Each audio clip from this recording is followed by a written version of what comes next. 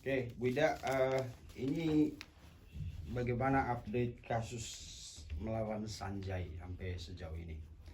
Eh, jadi ini ada kabar gembira ya Mas ya. Saya baru dapatin surat pemberitahuan perkembangan hasil penyelidikan dari perkara yang saya laporkan ke Polda Metro Jaya. Jadi pertama-tama saya mengucapkan terima kasih banyak kepada Kepolisian Republik Indonesia,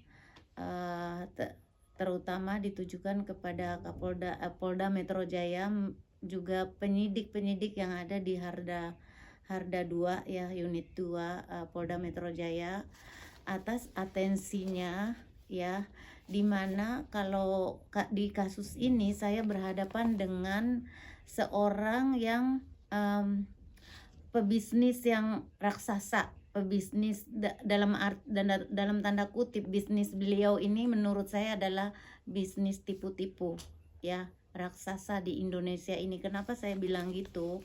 Karena sampai detik ini si pelaku yang saya laporkan ini tidak pernah mengembalikan uang saya.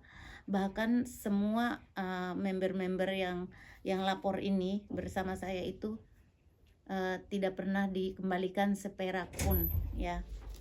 Jadi saya berterima kasih sekali kepada Polda Metro Jaya yang telah memberikan atensi yang cukup luar biasa untuk kasus saya ini, sampai pada hari ini masuk ke tahap penyidikan dengan surat ini ya. Jadi berdasarkan surat SP2HP ini, kasus laporan saya ini adalah dalam proses penyelidikan. Jadi kemarin itu si yang saya laporin itu udah berkali-kali dipanggil, 2-3 itu nggak datang ya. Jadi beliau yang nggak pernah hadir, sehingga kasus ini naik ke penyelidikan gitu. Oke, gimana melihat Rah muncul? Ini yang menjadi pertanyaan besar buat saya ya. Kenapa Mr. Kemal Taracan Merchandani ini sangat seperti kebal hukum, seperti mengacuhkan kerjanya kepolisian, padahal kan ini udah dipanggil berkali-kali. Kenapa kok bisa gitu loh mengabaikan panggilan polisi ya? Kalau dibandingkan dengan kasus Surabaya, itu kan beliau itu belum dipanggil udah langsung ditangkap. Ini udah 2 kali pemanggilan, berarti Polda Metro Jaya itu udah ada niat baik untuk meminta klarifikasi secara baik-baik gitu ya. Pertanyaan saya, kenapa beliau ini seperti kebal hukum? Kenapa gitu loh? Kenapa Kamal Taracan Merchandani ini seperti kebal hukum? Kenapa? Ada apa gitu loh? Kenapa nggak bisa disentuh oleh hukum gitu? Seperti kebal hukum, itu yang menjadi pertanyaan besar saya. Nah, ini mungkin pihak kepolisian yang bisa menjawab. Begitu sih. Oke. Dan dia terkesan sama sekali tidak menganggap, karena di saat dia mengabaikan panggilan polisi, katanya informasinya dia aktif di usaha bisnisnya. Iya. Jadi kenapa di kasus saya ini juga kan ada pasal mengenai pencucian uang ya. Kenapa uang kami itu dipakai lagi untuk bisnis barunya? Beliau ini nggak bisa datang ke kantor polisi untuk memenuhi panggilan kepolisian tentang kasus yang udah dia kerjakan dulu dengan bersama yang terlibat dengan kami, yang maksudnya kami ini sebagai korbannya.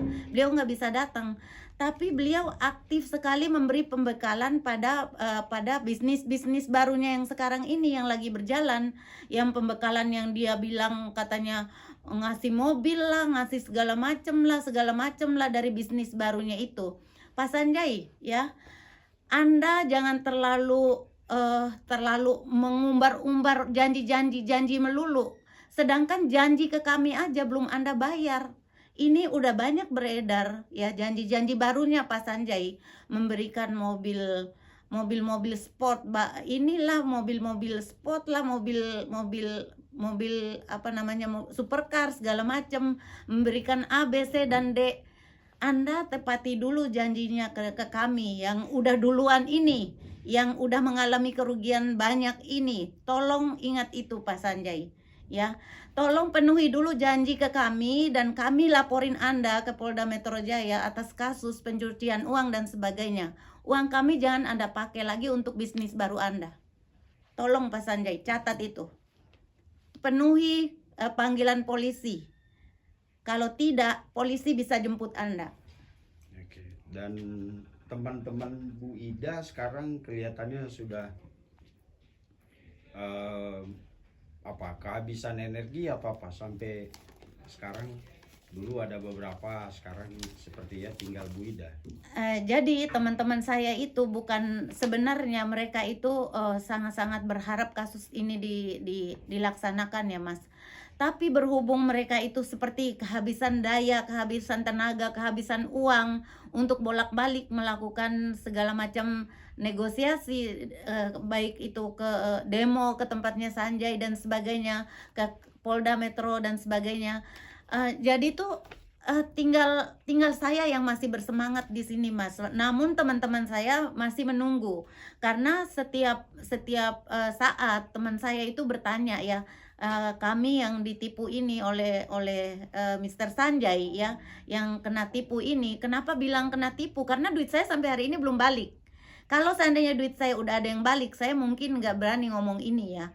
Jadi teman-teman saya itu mengharapkan sekali kerja nyata dari Kapolda, dari Polda Metro Jaya untuk kasus kami ini, karena kami sangat mengharapkan sekali dari semua teman-teman saya yang udah sakit, yang udah stroke, yang udah operasi segala macam, yang udah bangkrut, yang udah macam-macam, anaknya nggak sekolah dan sebagainya karena uangnya masuk ke sini tuh udah seperti putus asa gitu loh ya. Jadi kami mohon banget ya kepada Kapolda Metro Jaya melalui para penyidik ya tentunya gitu ya, tolong bantu kami untuk menyelesaikan kasus ini, benar-benar menyelesaikan kasus ini. Kenapa?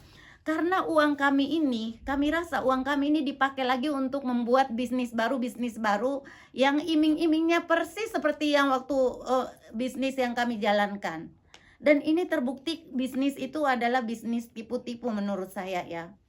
Begitu. Oke, dan polisi menjawab itu, memberikan reaksi, dan mereka sangat profesional. Makanya Ibu sangat berterima kasih kepada Polda. Kasus ini berjalan dengan sangat natural, tanpa intervensi, tidak ada juga yang dengan diam tuh mereka bisa jalan gitu. Yes, jadi alhamdulillah kerjanya Polda Metro Jaya nih ya, kerjanya kasus perjalanan kasus saya ini berjalan dengan sangat-sangat seperti normal aja gitu ya, seperti bahkan menurut saya lebih cepat sih daripada kasus saya daripada yang lainnya ya. Saya lihat ini perjalanannya normal dan sangat cepat sih menurut saya, karena dari bulan Februari sampai hari ini bulan Juni gitu ya, ini udah naik ke penyidikan itu udah cukup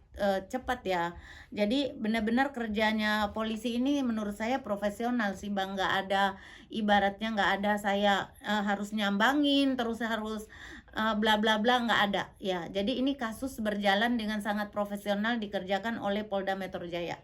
Dan selama kasus ini berjalan, saya sama sekali, bahkan kuasa hukum saya tidak pernah ada komunikasi dengan Mr. Sanjay atau Kamal Taracan Merchandani, nggak ada. Jadi sampai hari ini kami nggak ada komunikasi sama sekali. Tidak ada juga itikat baik dari Sanjay untuk menghubungi, minta bertemu dan lain-lain. Karena kasus ini udah di Polda Metro Jaya, kami serahkan kepada kepolisian dan kami nggak ada negosiasi sepertinya gitu. Dan Sanjay juga nggak ada usahanya untuk negosiasi dengan kami. Oke, jadi harapan Ibu apa di proses yang sedang berjalan ini?